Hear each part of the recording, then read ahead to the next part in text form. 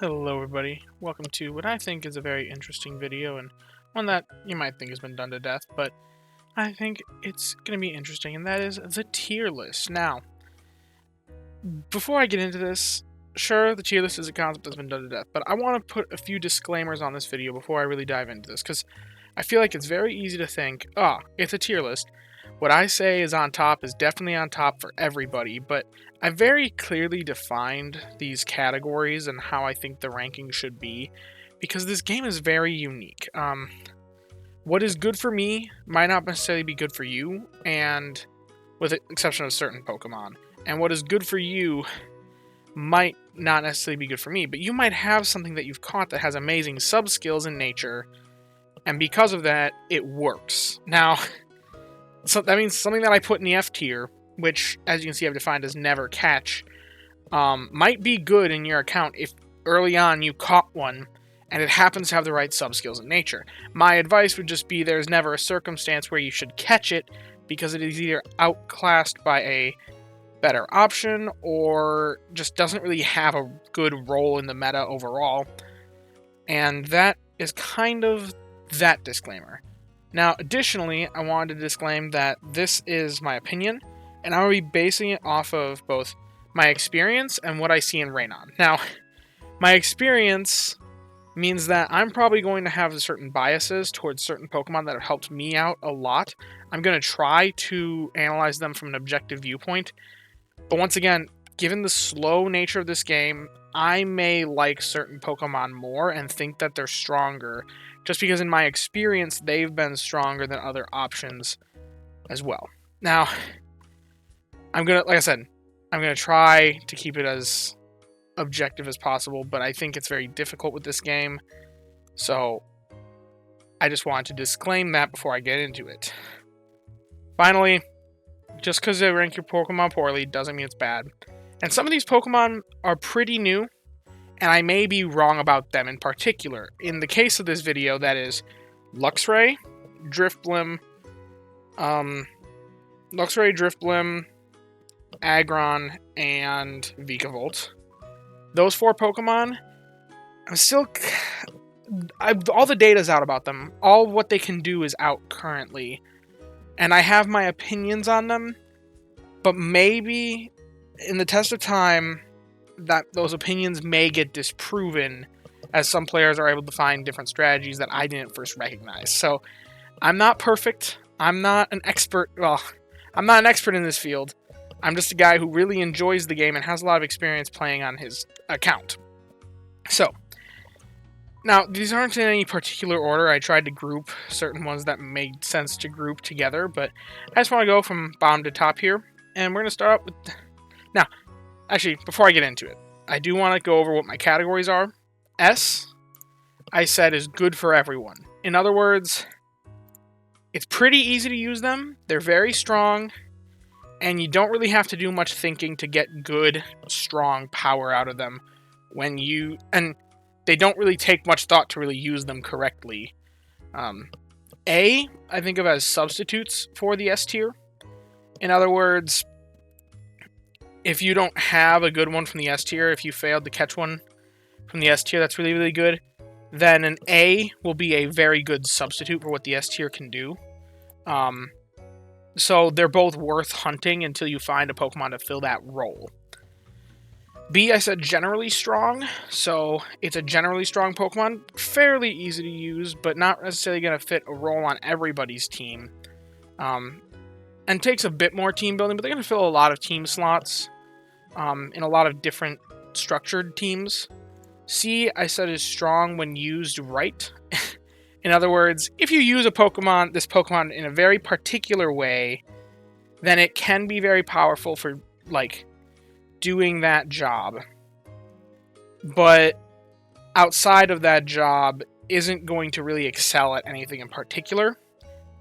And then D, I said, has a very specific niche. So the big difference between strong when used right is, C is, it's obvious what that niche is, and it's easy to make it fit that niche. While D is, you're getting into the real nitty-gritty of the game, and to even fit that niche, they're going to be hurting in some other ways that they could have been better if you just taken some other options. Most of these are going to be unevolved Pokemon, I'll be honest. And then F is ones that I don't ever suggest hunting for. I don't even suggest catching unless if they're like unless the only thing on your screen is all F tier and you have your daily biscuit to give out. And that's kind of my rankings here. And remember, just because something's in the F tier, if you have it in your box, don't throw it out. It might be good if it has the right sub-skills in nature. It's just, I don't recommend catching them going forward for anybody. Alright, that being said, time to actually get into it. Now, I'm going to go from the bottom up here. Bottom, Venusaur. I think the Venusaur fits right into the generally strong category, and I also may be moving some Pokemon around if I think I was unfair to them initially. Because I didn't prep this in advance. I'm doing this kind of in the fly off the cuffs. So, things might get shifted around as I start thinking, maybe they belong somewhere else. I think the Venusaur is very generally strong. I think the Mono Honey build's really strong. I think, unfortunately, there isn't too much synergy in its ingredient list other than the honey, potato, tomato, but there are just other Pokemon that can do the potato-tomato combo better because it doesn't have honey at the base, and then that honey kind of gets wasted. So I think it's generally strong, but it's not really going to be a great substitute for the S tier or the A tier. If you need a lot of honey, it's great, but honey isn't really in that many of the top tier dishes. Aside from like the flower gift macarons, so it's not going to be the most amazing option, and it's generally strong. It's great for honey, but that's about it. Blastoise. Now, this is a difficult one. I think I'm going to put the Blastoise in A, just because now cacao and milk has been kind of difficult to use. It's good in the flower gift macarons, for sure, but I don't think it's quite deserving of that S tier because it's kind of... It takes a little bit more planning around, and it is kind of a substitute for the S tier now that we have better meal options compared to what it used to be. Pre-coffee, it might have been the S tier for sure, but he's kind of riding the line, so I'm going to put him in A for now. He may get bumped up very easily. Charizard. Now, I think Charizard is also kind of in the same spot as the Blastoise with power creep on the coffee beans. It used to be really, really powerful with the corn keema curry because that 24 sausage with the 12 ginger was just a pretty difficult combo to get by, and he could do it, though. And him paired with the Dragonite was immensely powerful because you could do it in just 2 Pokemon. Nowadays, though, that sausage and ginger combo is still really good for corn keema curry. And if you have the right combo of Charizard and Dragonite, I'd recommend it still. Because it is the second highest meal, while still only being covered in 2 Pokemon. But overall, I think he's been kind of hurt by power creep as well, especially with Aggron outpacing him for Mono Sausage. So I'm going to put him just behind the Blastoise. Golduck. Now, Golduck is a weird one. I'm not going to put him in good for everyone. I'll actually put him at the top of A. He would go up here, but unfortunately, he's just not good for everyone because he takes so much management and checking the app so often that for most players, or for a lot of players, they're not going to get the value they want out of the Golduck. Just because he's very difficult to use. So I'll put him in A. He's not really a substitute for S. He really is an S tier if you're using him right. But just since he's not good for everyone, I'm putting him in A. Wigglytuff. Wigglytuff's another very interesting one. I'm going to put it just above the Golduck because he's only an A because he is a substitute for... And, you know what, I'll just jump to it now. Gardevoir. Where is the Gardevoir in here? Wherever the Gardevoir is, it is S tier all the way. Metagame defining. One of the best, if not the best Pokemon in the game. Wigglytuff can do the Gardevoir's job really well, but a Gardevoir is going to do it better. So, even Golduck and Wigglytuff are in the A tier for different reasons. But they both don't quite hold the slot in the S tier just for those sorts of purposes. Quagsire. Now, Quagsire is really good at making Mono Mushroom. It's also really good for the Spore Mushroom Curry, being able to make it by himself. I think he's pretty strong. But just like the Venusaur, I don't think Mono Mushroom really has too much of a spot in the meta. Maybe in the Hidden Power perk up Stew. But I think that there's actually a better option in the Gengar. Which actually, I'm going to put the Gengar up in S tier already. Maybe he'd be an A tier. Yeah, because he does have some niche usages outside of the Mono Mushroom. He pairs well into a Suicune team. So I'll put him up in A, actually. And he's got a bit more flexibility with the, possibly running the ABA list with the Spore Mushroom Curry. I do like the Quagsire. But Gengar, on the other hand, S tier. It's a little bit weaker than the Quagsire for mushroom production, because it doesn't have it at base level, but if you have the ABB Gengar and you have, like, good berry finding stats, it's insane. It's basically a berry finder and an ingredient finder in one, because it is just that fast. This dude kicks out mushrooms like no tomorrow and kicks out berries like no tomorrow, and with the addition of a Ghost Island now being one of the highest ranked islands in the game, he really got a huge buff in the last thing and in the last update. And like I said, those mushrooms are right there, and he isn't too far behind the Quagsire in mushroom production, despite being an ABB instead of a mono build for the mushrooms. So I think he definitely deserves S. I think anyone can make good usage out of a Gengar. Even if you're not using the mushrooms in a dish, it's powerful for its berries alone, and then you're just getting a boatload of mushrooms on the side. So I'd recommend the Gengar for pretty much anybody. Arcanine. Arcanine's a weird one, because it's not really good during most weeks, but it's pretty strong in preparation weeks, especially when paired with an Entei to create a strong Berry Bomb. So I'm going to put it in the C category, because even though it does fill a very strong niche, being paired with the Entei to build up a Berry Bomb, but it's really got to be used in that one specific way. It could be a very specific niche, but I think it's a bit more intuitive than some of these other ones that I'm going to get into, which is why I put it in the C tier instead of the D tier. Persian, never catch. That's I really struggled to make the Persian video way back, because I just tried to think of something nice to say about this stupid cat.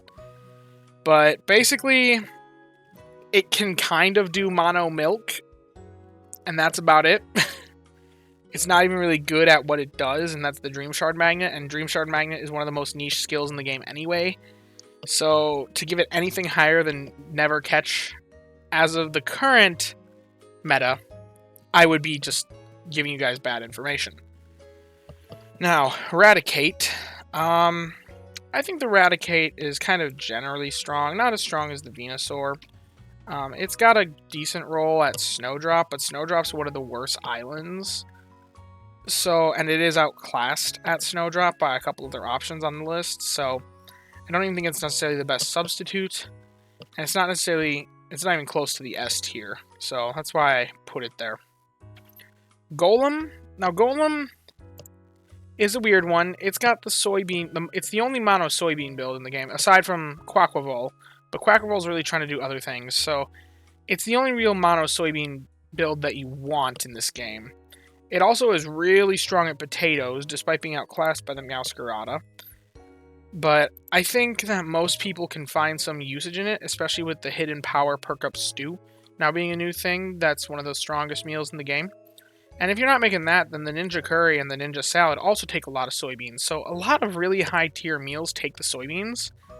And now with potatoes getting the Defiant Coffee Dressed Salad being one of the top tier meals as well, potato options for golems are also pretty strong. So I think that he's just a pretty good all-rounder. And, you know, with this being a thing now, you're not reaching these numbers without a golem or a Tyranitar doing beans. So I'm going to actually put him at the bottom of S tier. And that might be a little controversial, but I think that's just because he's the only one that can be capable of doing this. But there are other builds for the Golem that I wouldn't put necessarily in S, because he can be a good substitute instead for, like, the Meowscarada. And that's the way that I have him running on my teams, but I think, given soybeans buff, and soybeans becoming way more meta relevant than they used to be, I think having the golem is really, really good. Butterfree. Butterfree is an interesting one because it's a berry specialist, which is good. But it's likely going to be outclassed. Actually, I'm going to pull up a quick infographic that I saw a while back to see something. Basically, Butterfree, it's going to be at the final island. We're based off speculation. So it's probably going to be at an island that has bug, dragon, poison for its berry types. And as of right now, if that is the case, it is the best berry specialist for said island. So there is something for that, but that's also speculating that this island is going to exist, which, well, that's very, very likely. There is a small chance that the devs say, you know what, maybe we want to throw things up a little bit and surprise you all and do something completely different for the last island and screw over one of these berry types, or all three of them for that matter, and give us an island that doesn't use bug type. So, I don't know. Additionally, they may give us another berry specialist that may be better than the Butterfree. So, I don't want to base this off of speculation at all. So, I'm just going to base it off the current spot in the meta for these Pokemon. And as of right now, the Butterfree doesn't have an island, and it's not really that great of a berry specialist. The only thing it would have going for it would be being the best at a bug island. But a bug island doesn't exist right now. Like, if you look at Feraligatr, he's actually not that great comparatively to the Butterfree or to the Dodrio, but because he's the best at his island, that makes him way better than them, despite being only marginally better than them on paper. So, I'm just gonna say, for now, it's strong when used right. Actually, I'll do generally strong, because berry specialists, a really, really powerful berry specialist, can be used at any island, even if it is more of a mid option, if it has the right sub-skills in nature. So, it's generally strong. I think no berry specialist is going to be below generally strong because they're just very easy to use. So, I'm going to put it at the bottom of B tier, just below the Raticate. Okay. Primate. I'm going to put it in A, just behind the Wigglytuff. Well, just behind the Golduck. It's a berry specialist. It's at one of the better islands, but it's just got a better option, and that is one of the Gen 2 starters. The Gen 2 starters are the best berry specialists in the game, so I guess I'll get around to those. Yeah, Meganium, strong. Feraligatr, strong. Typhlosion, strong. As for which one goes where, I think the Meganium is the best because it's at the best island of the three. But probably the Typhlosion between Cyan and Top. They all produce roughly the same output of strength per day. So really the differences between them is in their ingredient list and which island they're at. And I think Lapis has much more meta-relevant Pokemon at it than the other two. And Siam Beach, I think, is only really relevant for the early game, when you're trying to catch your initial healer, which is the Wigglytuff. So, I think this is kind of the order of their overall usefulness across a playthrough of the Gen 2 starters. But something interesting, I added in the Croconaw and the Quilava in here as well for evaluation, because I think there is, despite being unevolved, generally speaking, I kept unevolved Pokemon off this list, but I felt I kept them on if I felt they actually did serve some sort of a role in the meta, and there was a reason to not just immediately evolve them, unlike other Pokemon. Now, Croconaw and Quilava, there really isn't a reason to not evolve them if you don't already have a Typhlosion and Feraligatr. But if you have a really strong Entei, then there is basis for leaving them unevolved. If you have a really strong Entei or Suicune for the sake of berry bombing. Which is why I'm actually going to put them in this tier list in the D category of they have a very specific niche. Very specific. That's kind of unintuitive. They're weaker than their main options in every other way, but I decided to put them down here because, well, that's pretty much what they do. Is if you know what you're doing with them, you can do something with them, but generally speaking, it's just better to evolve them. Now, Ninetales. Ninetales is basically just a slightly worse Typhlosion. It's got a little bit of energy recovery, but it's not going to be significant enough to actually do anything. So given that, I think it's a substitute. Just like how Primeape is kind of a substitute for Meganium right now. I say right now, but we don't know what's coming, so I'm not going to speculate to rank these Pokemon. I will say this, though. If Annihilape does come around, Primeape will probably... Primeape and Meganium might do a little swap. A little swap-a-rooney on here if Annihilape does start existing. But anyway. Yeah, Ninetales, really just like if you don't have a Typhlosion, a Ninetales is a good substitute. It's got, I think, a worse skill for the berry specialists overall. And the Typhlosion is just faster, so... And it's got a bit more... It's got better ingredients as well for synergy. Typhlosion's got ginger and herbs, which... If we kind of look into here, ginger and herbs are in, like, a few more of the same meals. So, it's a lot easier to use than, like, soybeans and corn, which I think is what the Ninetales has. So... Oh, here's another one with ginger and herbs. The corn keema curry, one of the strongest meals in the game. So, I think the Typhlosion is just an upgrade to the Ninetales in almost every way. Arbok. You know... I know I said every berry specialist is going to be at least in B. But I don't think I can give it to the Arbok. And that's just because... In fact, I'm going to do this now. Arbok and Marowak... They belong down here. I'm going to put the Marowak above the Arbok, because at least it does have an island right now. But these two are unfortunate berry specialists, to say the least. They've got one of the worst skills in the game for a berry specialist. They have some of the slowest speeds. And in the case of Arbok, he doesn't have an island yet. And for both of them, they just... are far outclassed by their options. You can see the Marowak is almost half a Typhlosion. The Arbok is well behind the Butterfree and the Altaria for berry production. So, they're both just not good berry specialists, and almost any other berry specialist is going to do a better job, even at their island. Like, this guy Double doesn't really beat out the Steelix that much. And it's going to be a lot easier to hunt a Ninetales or a Typhlosion, so... I don't know. I'm just going to put them down here. Don't hunt. Don't be catching them. Unless you're very early game and trying to get your first, like, decent berry specialist and you're looking for just anything with Berry Finding S on a berry specialist, there's pretty much no reason to ever hunt them. Once again, though, if you catch one with good stats, use it. Don't throw it out if it's got good stats. If you see one of these with Berry Finding S health bonus, that thing's S tier. Despite being a bad species, because subskills in nature make a much bigger impact in this game than species. Now it's time to get to the Mascot line. I'm gonna start with the Raichu because it's the easiest. My gosh, this thing is S tier. It's like right up there with the Gen 2 starters. In fact, actually, wait, why did I put Golem there? It belongs a bit down there. Same with Gengar.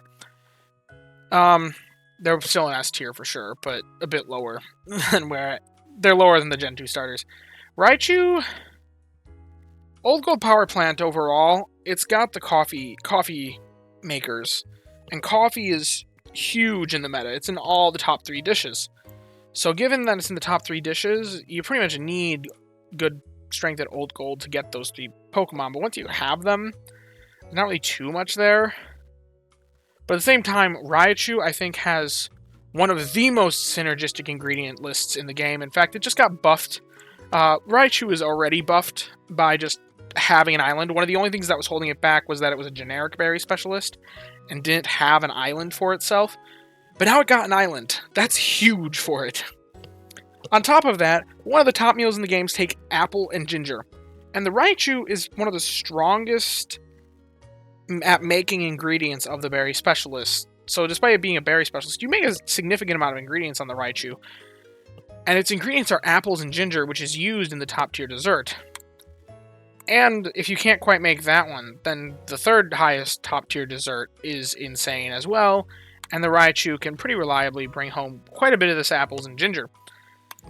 So given that, it's got one of the most synergistic ingredient lists, which kind of beats out these other guys. I mean, the Feraligatr has oil and sausage, which is good. It's in the top tier salad, if you need a little supplementation there. So maybe he should go up a little bit over the Typhlosion, but I think being at a better island, being at top over Siam, is more useful with the Typhlosion.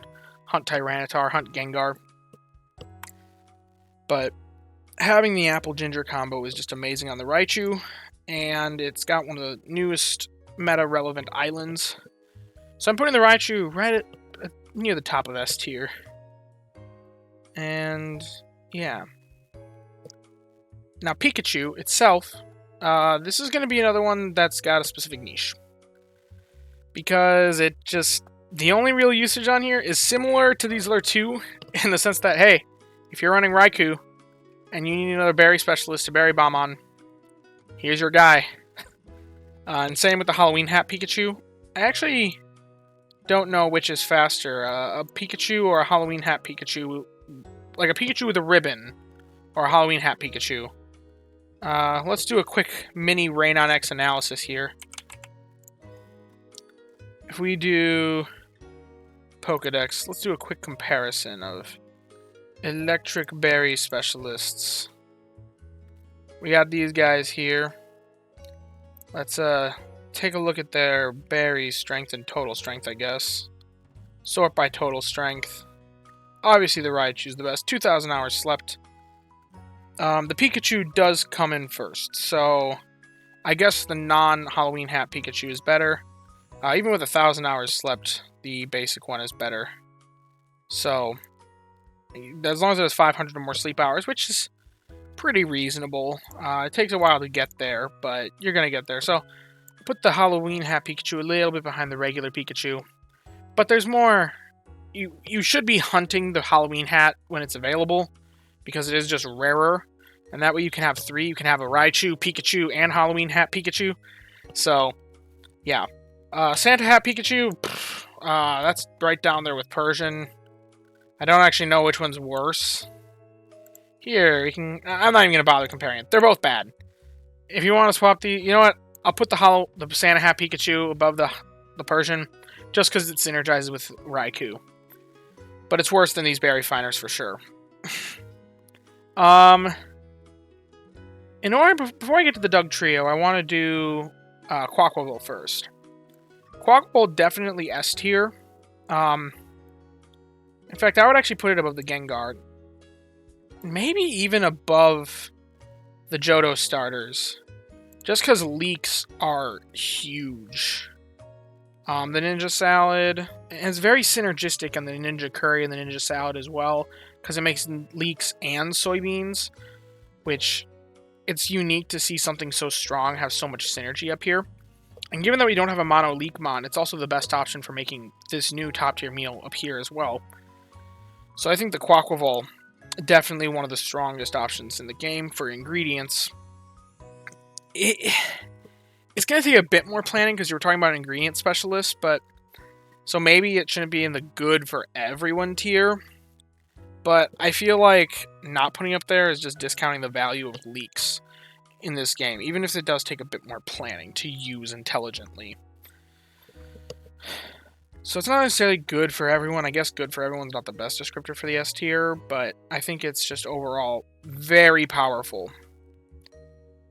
And Doug Trio, the reason why I wanted to do that was before him was because Doug Trio is like the definition of a substitute.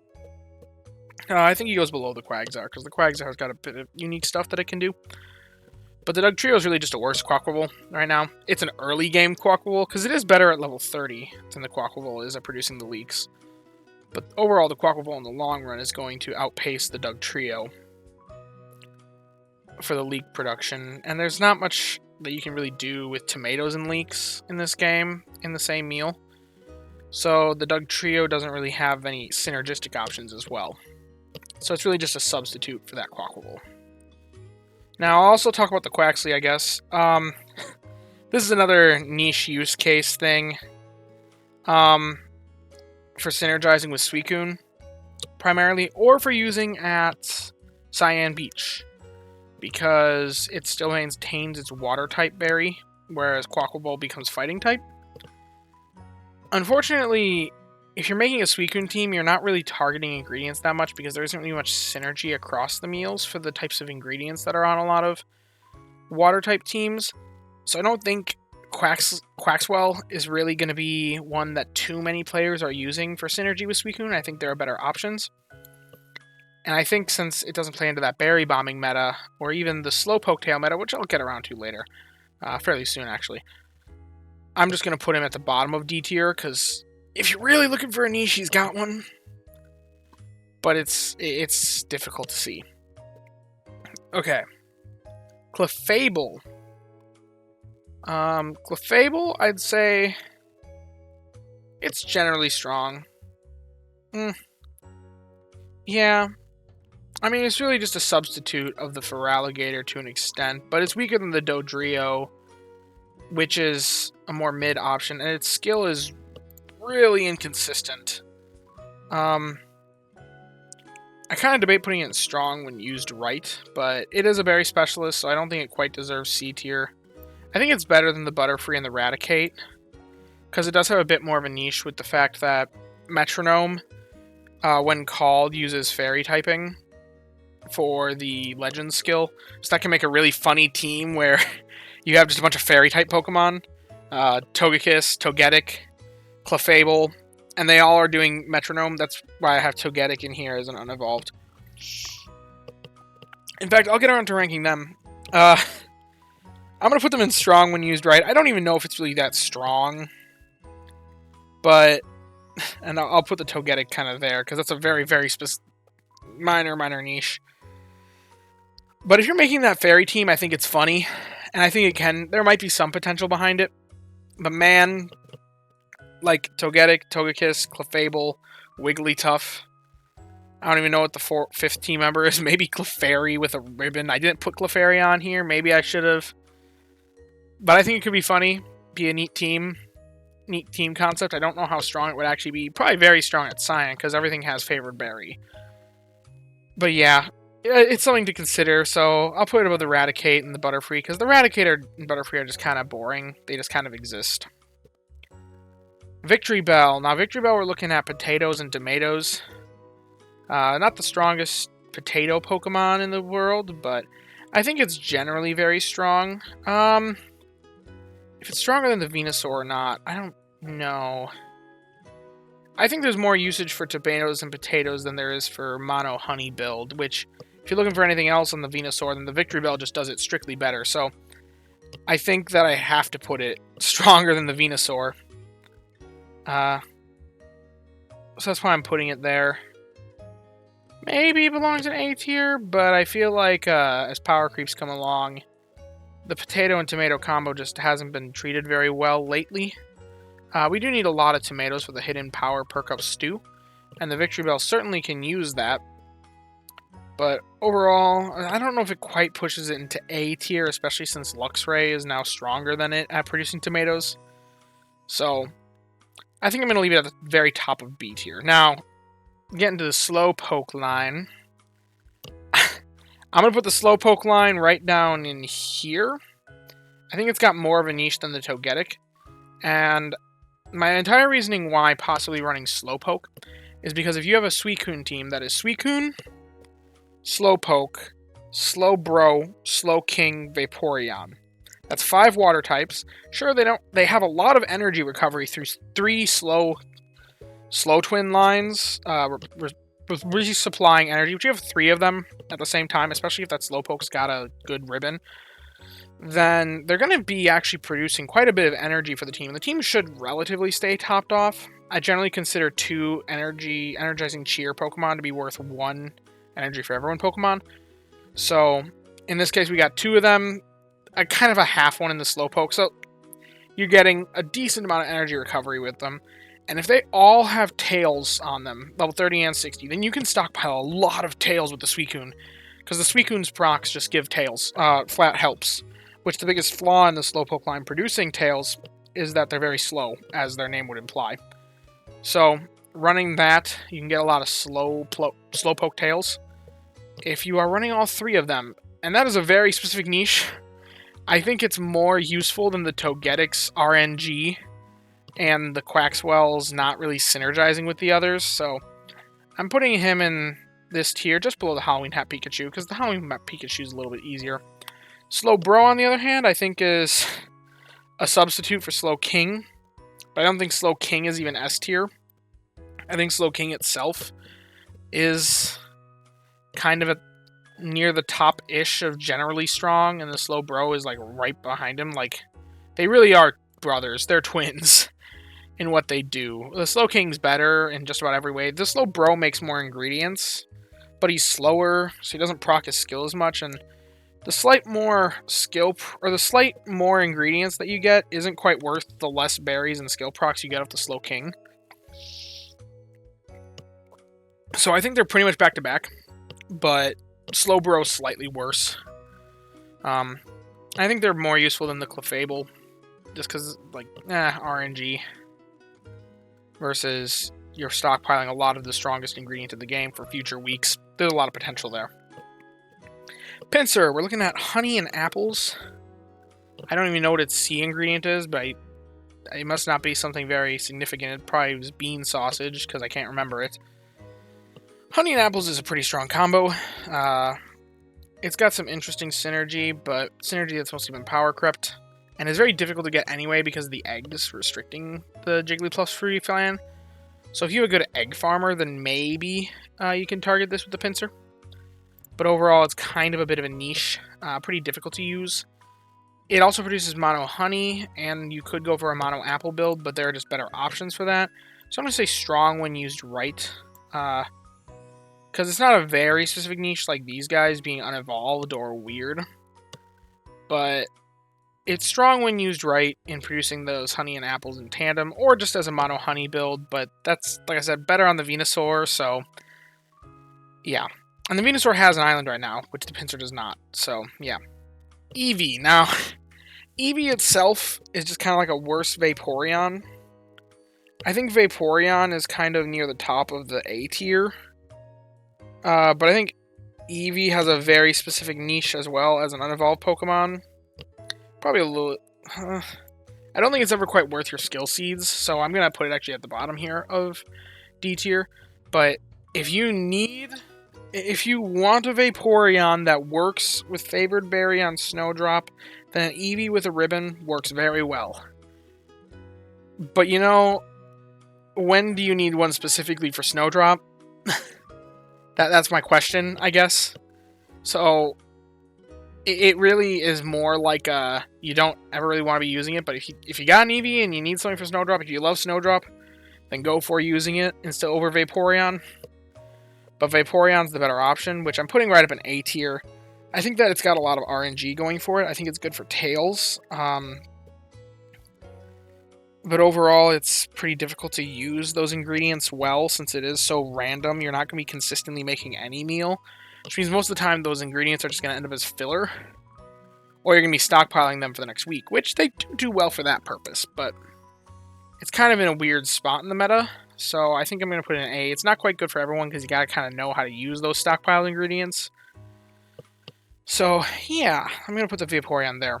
Flareon, and I may as well also do Glaceon, which I'm just realizing I don't think I brought down with the rest of the Eevee-lutions. Flareon and Glaceon I think are pretty much identical. I'll put the Flareon slightly higher because it can synergize with Entei, but I think it's... I'm going to put it in strong when used right, just because their skill is a very difficult one to use intelligently in the meta, because really the best way to use it is to open up meals that you previously could not access without the skill. Otherwise, you have to do that with good camp tickets, which you don't always have access to. You can also use it for pot size increase right before bed, or right before bed on a Sunday night to try and get a big boost of power on Monday morning.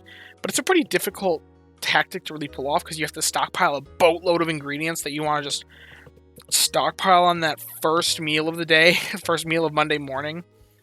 So, like, I think it's very strong when it's used right, which is the definition of the C category based off how I've defined these categories.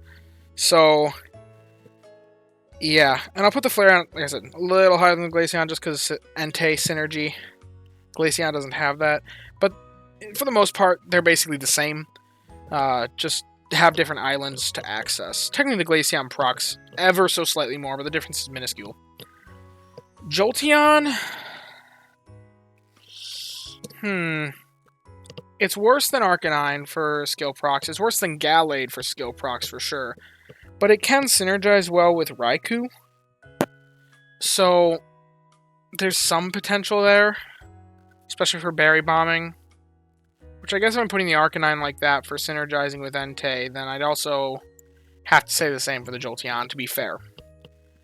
So, but I think Arcanine does the job better compared with Entei. I think Entei does the job better because it has 2 Berry Specialists to Berry Bomb on instead of just 1 in both the Typhlosion and the Ninetales. So, yeah, I'm going to put him just below the Arcanine. Then we're getting to Leafeon. Yeah, Leafeon is just bad in this game. It's better than Persian, better than Halloween Hat Pikachu.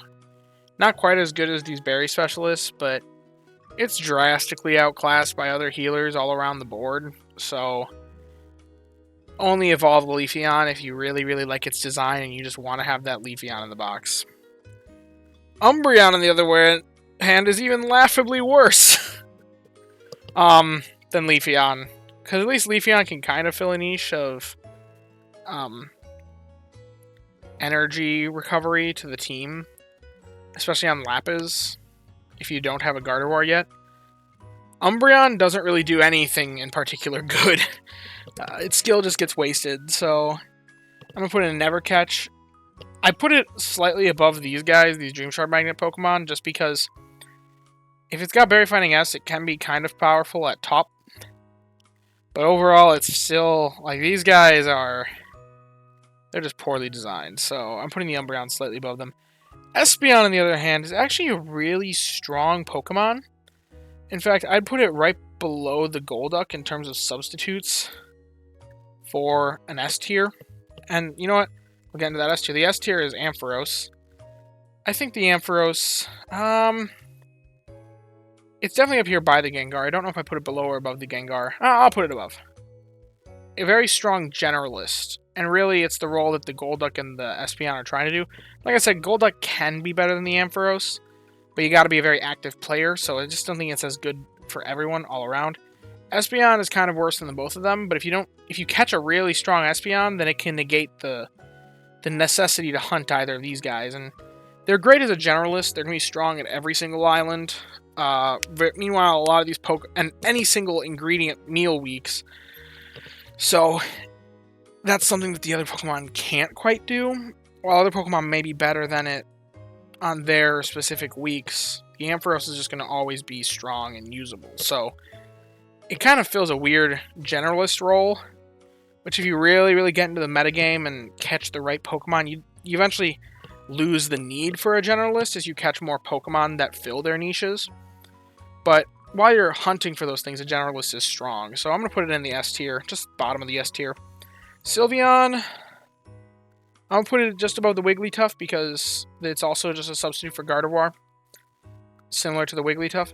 It's more expensive than the Wigglytuff, so I actually think it's better to invest in a Wigglytuff, but if we look at the raw numbers, the Sylveon is better, despite being more expensive. So I can't put it below the Wigglytuff logically in my mind for that reason. So Dodrio, I think it's just a substitute for Feraligatr. Like the Primeape is a substitute for Meganium, and the Ninetales is a substitute for Typhlosion. It's got a bit of a weaker skill, but it's a berry specialist at Cyan.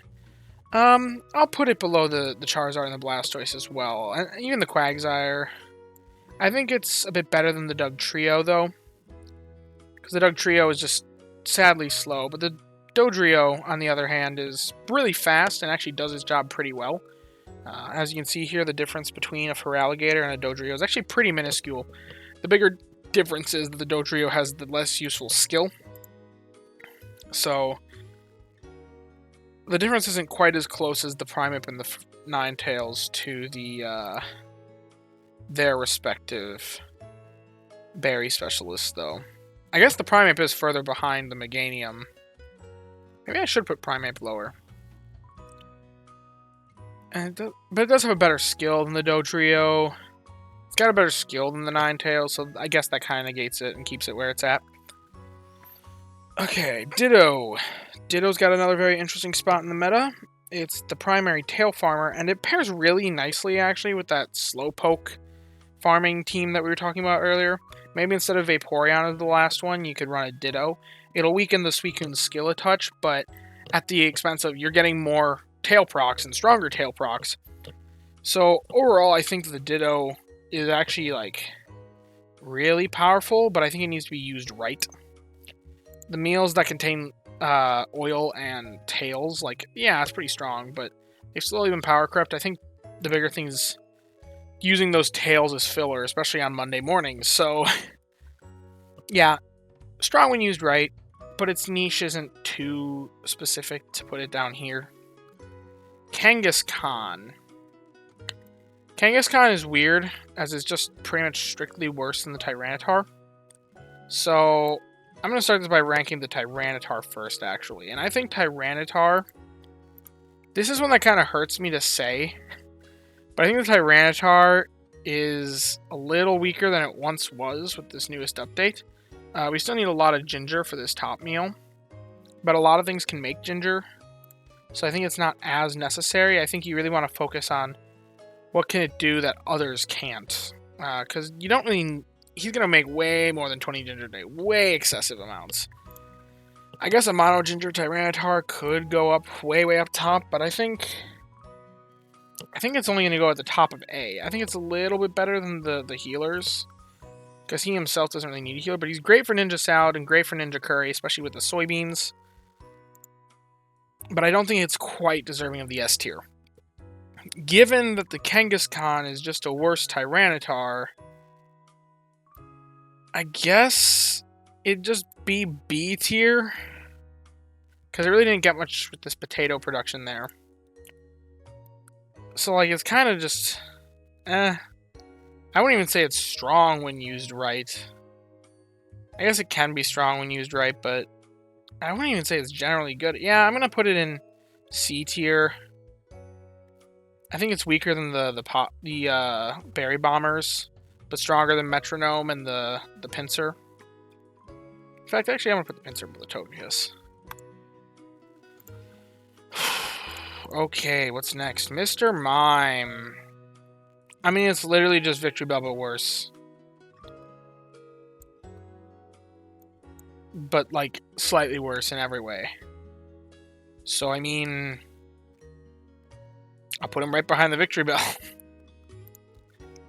Dragonite. Now, Dragonite is one of the most versatile Pokemon in this game. I think almost any ingredient list on it can be used intelligently.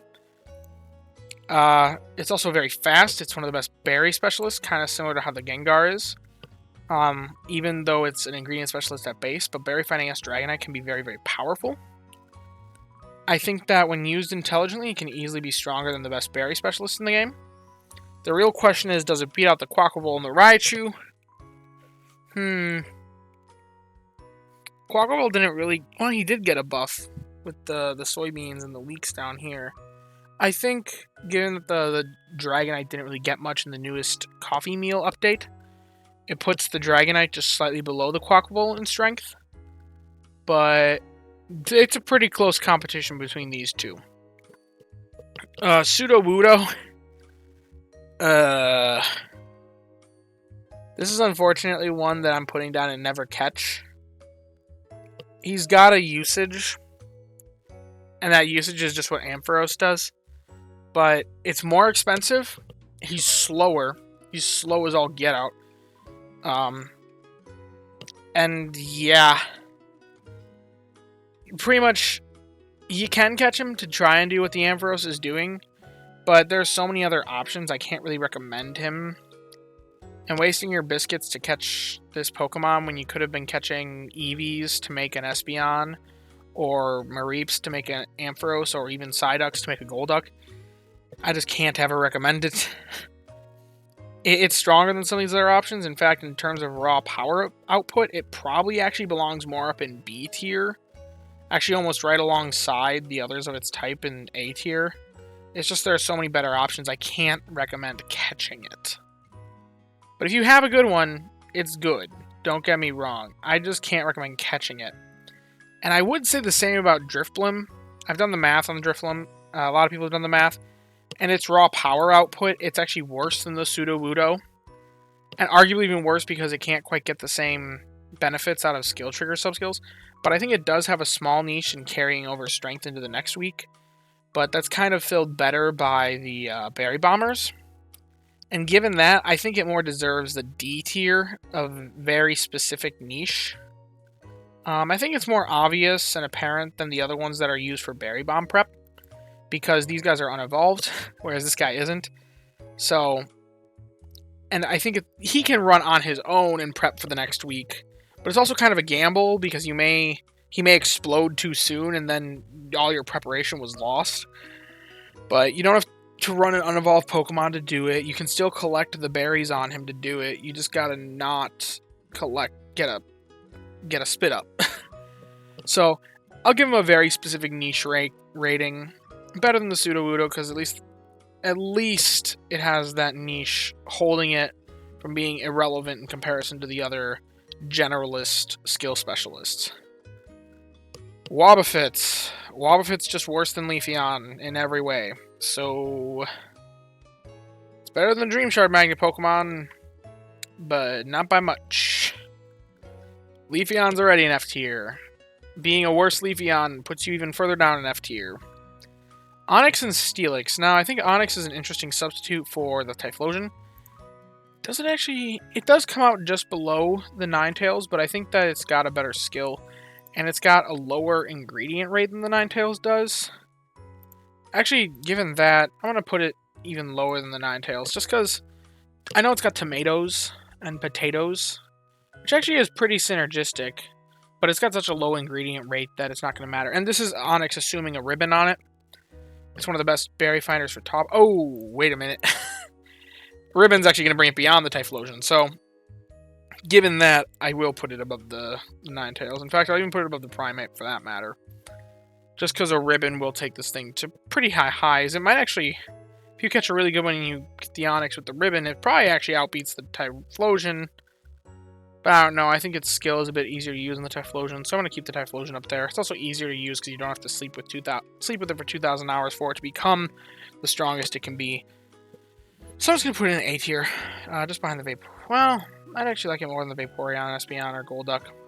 Berry Specialists are pretty easy to use. Steelix, on the other hand, I'm going to put it up here. I think it's worse than the Raichu, but it's stronger than these guys. Just because it doesn't have that ingredient synergy going for it as well. But it's also very, very strong at the local power plant. It's just, these two guys are way too expensive to actually hunt. So realistically, I would never recommend hunting them because even though they're good, and I'm ranking them very highly, I don't think they're worth what they cost. Heracross. See, this guy doesn't really have a specialty. Like, he's just worse Vaporeon. The Vaporeon's pretty good, but he doesn't have an island. So, I mean, it's a generally strong option, but you're going to have to put a lot of skill seeds into it. I don't think that takes as much... I don't think it takes as much complication as what the Vaporeon does, but it also doesn't have synergy with a legend. It's actually pretty difficult to use it right, so I'm going to move it to C tier, just below the stackers. I'll put it down here with the other mid single stage ingredient Pokemon. Hey, speaking of a single stage ingredient Pokemon, but this one, Delibird. Now, Delibird does not fall amongst its peers, because it is not mid. I actually think it is mid in terms of its output, but given that it is the only egg farmer in the game, and eggs are very difficult to come by in this game, but used in a lot of meals, I'm going to rank it a little bit higher for that matter. I'm going to put it in S tier, even though it's not really good at what it does, but given that it's kind of the only one that does what it does, it's just kind of gotta be up there. Abomasnow can also do it pretty well, but it is just a substitute for it, and I think the Abomasnow is worse than like the Quagsire for substituting for the Delibird. Well, the Quagsire actually has more unique roles, so I think it's weaker than these Pokemon. But if you're looking for eggs, it does it pretty well, so it's an A tier. Houndoom is just weaker Walrein, which Walrein, here, I'll rate it. It goes right up with the Gen 2 starters. Berry Specialist, strong at its island, strongest at its island. Houndoom is worse, but so much worse that I'm actually going to bump it down to just generally strong. It's better than the Raticate, because they're at the same island, but they're both interestingly outclassed by the Vigoroth, who's actually like a real competitor to the Walrein if you have the ribbon, but it's at a worse island, so I'm going to put it behind the Ninetales and the Primeape. Since I ranked the Vigoroth, I'll rank Slacking. Slacking's weird. I think I have a similar problem with the Slacking as I do with the Heracross. I think the Heracross is better, because at least the Heracross has double banking. It also has the... I think it procs more by default anyway. But I think the Slacking, if it's got the right skills, it can be used right. Really, if you're catching Slackhoths, though, I'd recommend more for the Vigoroth's sake than for the Slacking's sake. If it's got the right skills, you know, maybe make it a Slacking. The legendary dogs. Now, these guys are legendary beasts. Maybe I'll make somebody upset. People who say they're cats. I don't know. But the legendary beasts. These guys are generally pretty equal in what they do. They're pretty difficult to use, though. So I don't think they're quite S tier. And I don't even think they're quite A tier, because the niche that they fill is a fairly complicated niche. But when you do it, it's really strong. So I want to put them at the top of generally strong. I think Suicune and Entei is kind of a toss-up which one's better. I think it just depends on what's in your box. Raikou is, unfortunately, the weakest of the three, in my mind. It does have the lowest skill trigger rate and the lowest amount of procs per day of the three. But it also has, like, the least synergy for both Berry Bombs and for general use. So I'm going to put it just there. As for the Entei versus the Suicune, it's kind of a toss-up which one's better. I think the Suicune technically procs a little bit more, so I'll put it ahead of the Entei. But overall, they're pretty much the same in what they do, and they're all really good at doing it. It really just depends on what's in your box. If you got good electric types, Raikou's your man. If you got good fire types, Entei's your man. Water types, Suicune's your man. Aggron. Now, Aggron is weird. I'm actually going to discuss the Vikavolt before I get to Aggron. Vikavolt, based off my preliminary analysis, it's going way up here. I'm going to put it above the... It's between above the Raichu and just... I'm going to put it just below the Raichu. Only because it doesn't have an island for its berry type yet. That doesn't matter as much on ingredient specialists. But if it had that, then that would really just tie the Vikavolt's build together.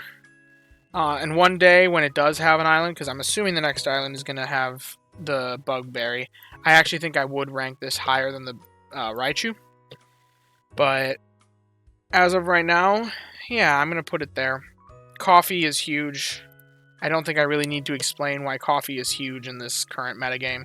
Even if you're not gunning the highest tier meals, it's still in a lot of pretty easy to make meals outside of that as well. The early bird coffee jelly is pretty strong, and the fact that the Vikavolt can make it pretty reliably with the AAC list, as long as you have something to produce milk, which you can do that with most Eevee-lutions, then, like, there's other options for what the Vikavolt can do as well. It's a little bit flexible. There are some builds on it you don't really want. You don't really want the ABC list, but overall, most Vikavolts with good stats are going to be good. So, I'm putting it right up here. Top of the meta. So, Aggron is basically just a worse Vikavolt, but it can kind of do some things the Vikavolt can't, in a sense that it produces sausage as well. It's also the best mono sausage farmer in the game. And given that, I'm going to put it at the bottom of S tier. Or I'll put it at the top of it. A tier is getting kind of big. I'll put it at the bottom of S tier. Just because it's like, it can do the Defiant Coffee Dress Salad a little better than the Vikavolt can, but you're still not producing quite enough of the coffee here. And it's not going to be producing even close to enough of the sausage, but the fact that it can cover both means you're probably more likely to get more value out of the ingredients and not have any go into filler. So, I'm putting it way up top. Barely. But I think the Vikavolt's better for that mono build. Or even the AAC build. Sableye. Never Hunt. Don't think I need to explain that one. It's Dream Shard Magnet. Dream Shard Magnet sucks. It doesn't even have an evolution. It's more expensive than the others. One of the worst Pokemon in the game. Swalot. Swalot is the exception to the Dream Shard Magnet Pokemon rule. As you can see, Dream Shard Magnet typically takes at the bottom of my tier list. Swalot is the one exception to that because I think that, well, first off, it is the best of the Dream Shard Magnet Pokemon at doing the Dream Shard Magnet job. But I still think it's kind of a niche and kind of difficult to use, because you can kind of do this thing where you set yourself to the right target strength, and then just run the Swalot. And if you do that, then that can help you hunt specific Pokemon. There's a niche for it, but it's a very specific niche. Which, I guess that could be strong when used right, but it also could be very specific niche. You've got to really be planning around it, and it's kind of unintuitive. I'm going to put it just above the Drifblim in D tier. I think that when you use its very specific niche, it can be very powerful, but it takes someone who knows the ins and outs of the game and has access to premium features in Raynon to really use it correctly, I feel. And just given that, I'm putting it down there. Swablu and Altaria. Now, Swablu really is a bad pick. Because I genuinely think it is worse than Altaria, even with double berries. But, hey, if you need a flying berry specialist at Cyan, maybe, if you haven't found a Doduo, Dodrio yet. And it's not like these other guys where I'd say never hunt them, because the Swablu at least can evolve into the Altaria. It's more of a question of, do you just use it now while it is a Swablu, and it's going to be really, really bad. But if you're super early game, you know what? It does have that very specific niche of being that early game flying berry alternative. You don't have a Doduo or Dodrio. And ultimately, late game, you're going to be evolving into the Altaria. But it's not in that bottom category because you still can be hunting it reasonably because Altaria. Altaria, on the other hand, is just unfortunate. It is a berry specialist, but it's a berry specialist that does its job worse than an ingredient specialist. That being the Dragonite with Berry Finding S, so I just can't reasonably put it up that high. And even if one day it gets an island, I mean, it's still going to be outperformed by Butterfree. So I can't reasonably put it above the Butterfree even. But it is a berry specialist, it's easy to use, so I'll put it there. It's also got one of the worst skills for berry specialists. Meanwhile, the Butterfree's got that, so I don't even think it's necessarily strong when used right. It's just generally strong. If you have a really strong one, if you have one with great stats, it's going to generally bring in quite a bit of strength.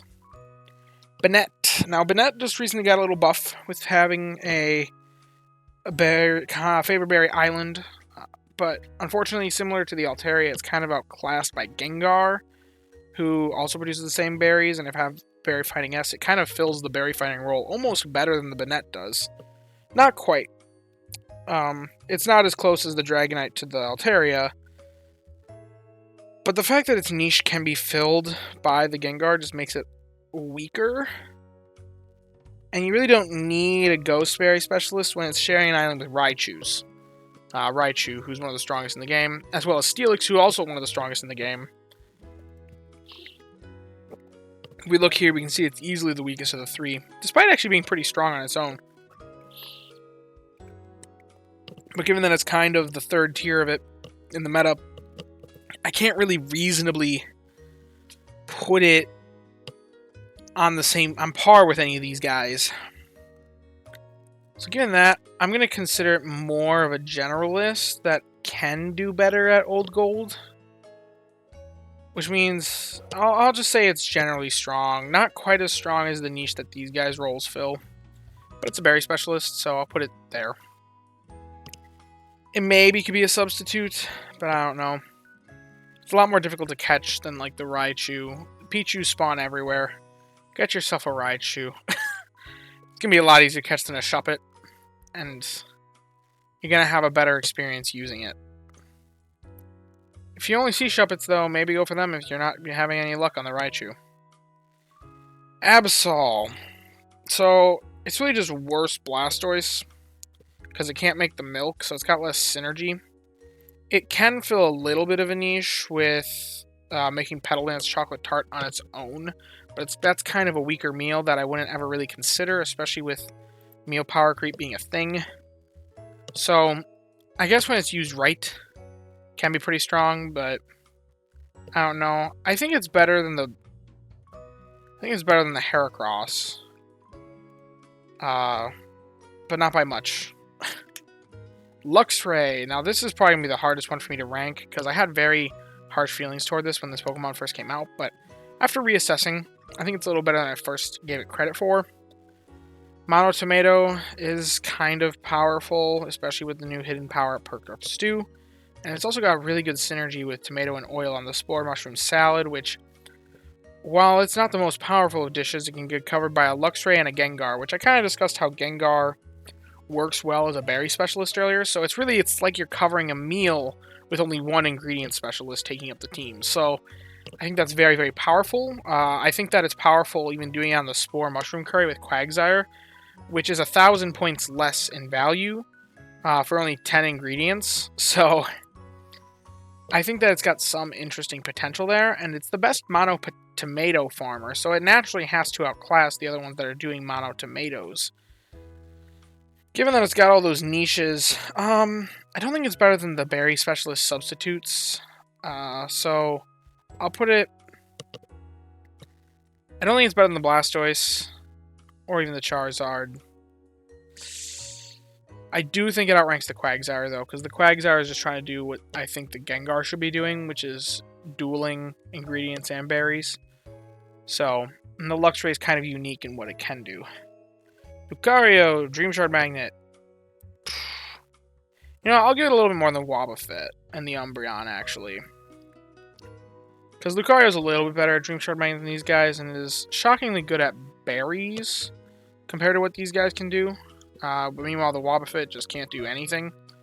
So, and the Umbreon is just wasting the only thing it's good at. So yeah, Toxicroak.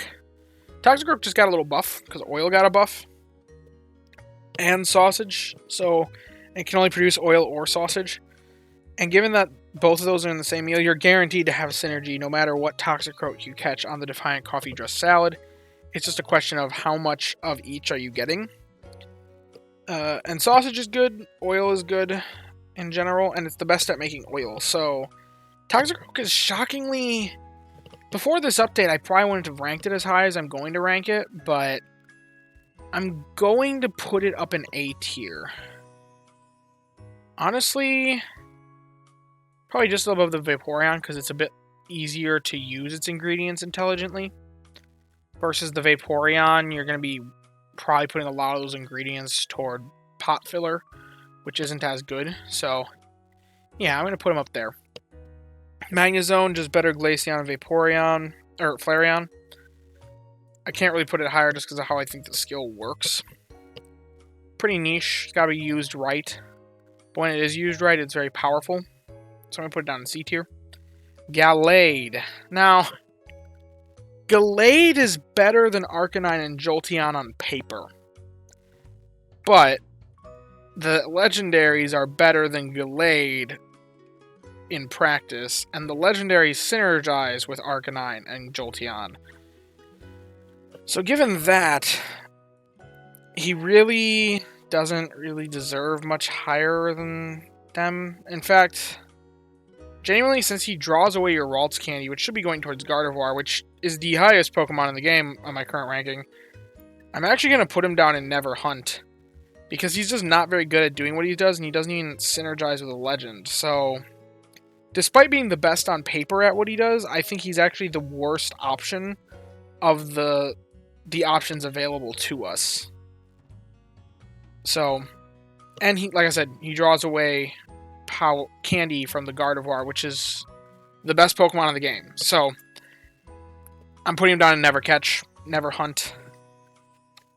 It's a weird Pokemon for that sense. Dedenne is also weird, because it's one that you have to it's kind of the definition of strong when used right.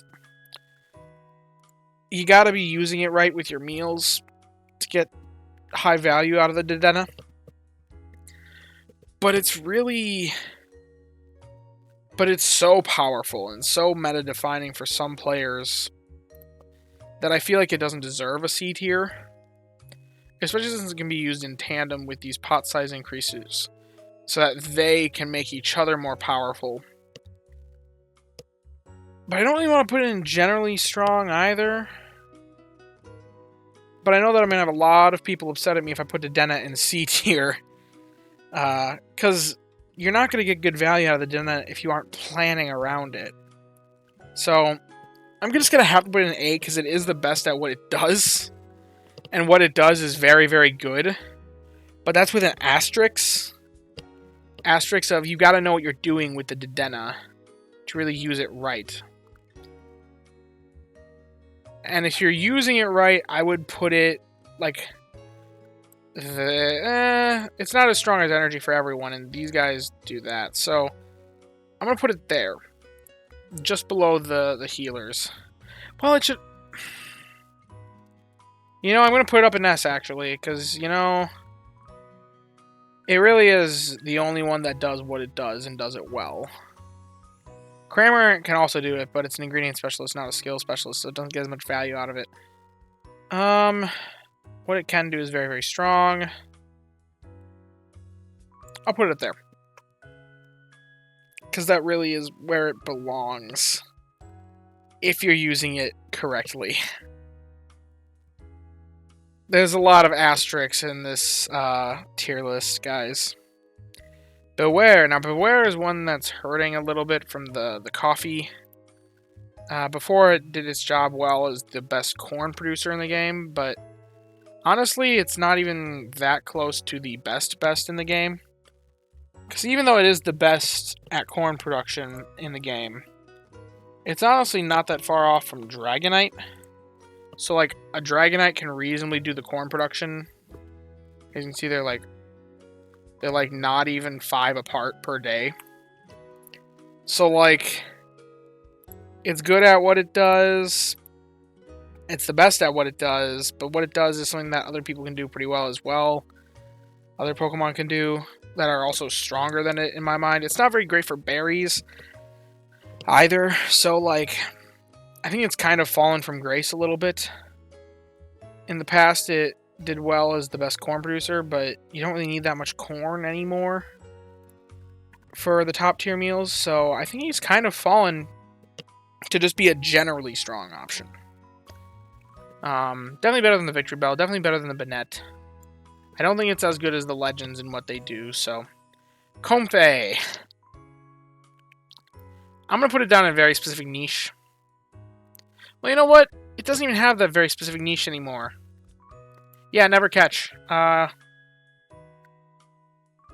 put it right behind these berry specialists down here. So the reason why I would have said it had a very specific niche not that long ago is because if you're early game, just figuring out the game, it might be worth hunting the Comfey just to unlock corn as an ingredient, because otherwise you would be waiting until either Lapis or level 39 Tails or level 60 Dedenne to get corn.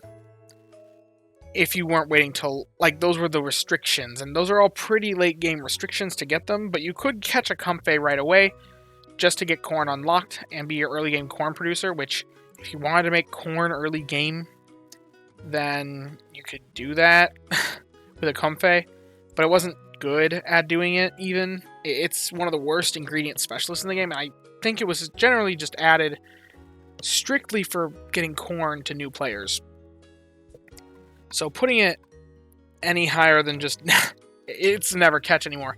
Because Now they've added Driftblim, which has corn at base, so you can at least unlock the corn. If you need corn, sure, you're not going to be producing enough as an ingredient specialist, making it, especially with Driftblim having a really low ingredient rate. But you really don't need to be targeting that high of meals anyway when you're that early game. By the time that you'd be able to make these late game meals, you're going to be getting to Lapis, where you can hunt for the Beware or the Dragonite. So, never hunt Comfey. It's too expensive for what it does, and even what it does isn't very good. So, yeah. Cramorant. Cramorant, I think, is another very interesting Pokemon in the sense that I think it got buffed. I don't really hear too many people talking about this, but the Aggron with the Cramorant combination is insane if you can happen to catch it. The problem is it's very expensive to get because Aggron's only available at Old Gold Power Plant. Cramorant is not at Old Gold Power Plant. So you'd have to be hunting at 2 different locations to get the right Pokemon. And on top of that, Cramorant's a 16-pip Pokemon, which being an ingredient specialist, it's going to be really hard to get the right ingredient list. And in order to get that ingredient list, you need to have AAB. So it's going to be very difficult to get the Cramorant to your dreams in that regard. And he is worse in terms of oil production than the other oil Pokemon, like the Toxicroak in this game. So it's got some niche uses, but it's going to be pretty difficult. I also like that he has the Tasty Chance main skill.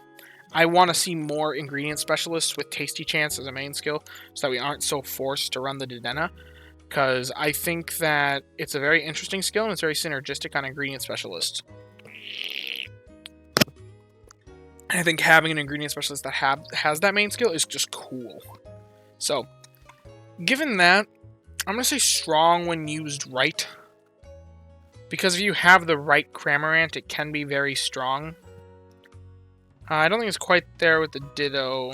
I'm going to put it just between the, like, here. Yeah, it's very niche. Now we're down to just the last 2 Paldean starters that I didn't cover earlier. Skeletor's just got a huge buff because apples. You now need 35 apples for Zingzap Spice Cola. Before, it was kind of excessive to have that many apples. Even the Tea Time Corn Scones, you only needed 20. Calm Mind Fruit Salad needed 21. But Skeletor's just so overproduced on apples. There was pretty much no need for one. Especially a mono apple build. So, it was just excessive. It wasn't bad. You could run him for just like a couple hours, and if you were good at managing your teams and your ingredient bag, then he was very, very good at making those apple meals. But also, apples are one of the most widely distributed ingredients across the other specialties. So, despite there not being a good apple farmer before the Skeledirge, players weren't really struggling that much for apples. Especially since it's on the Raichu, which is, as I said earlier, one of the strongest Pokemon in this game, in my mind. So, Skeledirge is cool. It's the best at making apples, but it's still a bit excessive, even with a meal that takes 35.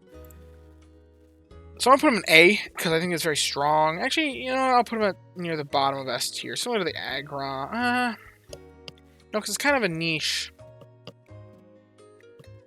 He's better than the Dugtrio, better than the Dodrio, what he does. I'm not sure he's better than the Abomasnow, though. The Abomasnow's... yeah, he is. I'm just comparing him side by side with all these guys. I think that's where he goes. Because I don't think he's better than the... like, I think I'd use a Charizard more often than I'd use a good Skeledirge, so... I'm putting him there. Crocalor, on the other hand, if you want to leave it unevolved to pair with an Entei team... I mean, really, you're looking at doing that for the apples. And Entei teams are mostly going to be making tomatoes with the Entei, maybe some oil, sausage, and ginger. And unfortunately, apples... I guess they do synergize with ginger if you have the right Charizard. So stockpiling for Tea Time Corn Scones or the Zingzap Spice Cola is actually pretty powerful, which is interesting to consider. So I think there's actually a bit more usage for the Crocalor than there is for, say, the Quaxwell. So I'm going to put him outside of a very specific niche. I think it needs to be just used right with an Entei. I'm going to put it like up here, because I think that these are kind of coming in useful more often than this guy would. But if you got a good Entei, and you want to make the right meals, then maybe, if you're running desserts. And you got the Ginger Charizard. Meanwhile, final Pokemon, Meowscarada. I think it's got potatoes, and it's got milk. Potatoes and milk don't really have any synergy. I don't know what its last ingredient is, and I'm not going to look it up right now. But potatoes and milk have a little bit of synergy in the creamier butter curry, but this meal is better done because there's nothing that has cacao and tomatoes. It's better done by something that has tomatoes and potatoes, which is a lot of Pokemon and a Blastoise. So I wouldn't really consider it for that purpose. So really you're looking at the mono potato build on the Meowscarada, which it is the best at doing that, but having mono potato is a bit excessive. You can do it in the Defiant Coffee Dressed Salad, but overall, wouldn't really consider it too much. But it's also very powerful as a berry finder. If you have Berry Finding S, it can outclass the Houndoom in some regards. So I think it's got a lot of options, but it's really kind of more a substitute for the Walrein almost in that sense. So yeah, it's kind of a weird Pokemon. I don't think it's better than the Skeledirge. I think the Luxray's got more flexibility. I think the Quagsire and the Abomasnow also have a bit more going for them. And even the Dodrio to some extent. But it's definitely better than the Dugtrio. I'll put it above the Dugtrio. In fact, re-looking at this, I think the Dugtrio is worse than the Legends. It is a substitute for the Quaquaval. But I don't think it quite deserves that A ranking to be above the Legends. So, or even Beware, or even Banette, Victory Bell, Mime. I think it's better than Victory Bell, because Leeks are more powerful in that combo. So I'll put it there. See, I told you some Pokemon would shift around as I actually saw how things were filling in. Then Floragato. Man, this is a weird one to have as my last Pokemon I rank in the video. Floragato is... You'd really only use it if you want a Meowscarada at Lapis. And while Meowscarada outranks Houndoom in terms of berry production, Floragato does not come anywhere close to beating out the Meganium. So, it's kind of losing that dual specialist functionality that the Meowscarada has. So it's really just looking for if you want extra potatoes at Lapis specifically. It also doesn't have a legend to be paired with. So, I mean, you're talking the most specific of specific niches to the point where I don't even think it's really worth hunting. But I can't say never catch. Similar to the same reason I'd say with the Swablu. So I'm going to say it's just at the very bottom of D tier because it's still worth catching because maybe you need a Meowscarada. And maybe you run it as a Floragato for some time because you don't have it as a Meowscarada yet. So, yeah. And actually, you know what, looking at this again, I'm going to do the same sort of thing to the Meowscarada as what I did to the Dugtrio. It's not better than the Legends, so I'm going to bump it down. Then I also have a bit more to look at. It's only one line on each one, so that doesn't bug people that are annoyed by the fact that that was too wide just for the one Pokemon. So yeah, I think this is it. Maybe I'll look at this later and be like, what was I thinking? But maybe I'll shift things around as time goes on. Maybe as more meta changes happen, next big meta shift, probably with the next island maybe. If there's any big meta shifts, I might come back and reassess this. This might be a little mini-series almost if news ultimately changes where I think the tier lists fall. If my mind changes about certain Pokemon, I might alter this a little bit. But be on the lookout. I've got a possible new series coming around that involves this tier list. So I'm going to be kind of trying to keep this updated and where I think that it's an accurate reflection of what is good in the game and what is bad in the game.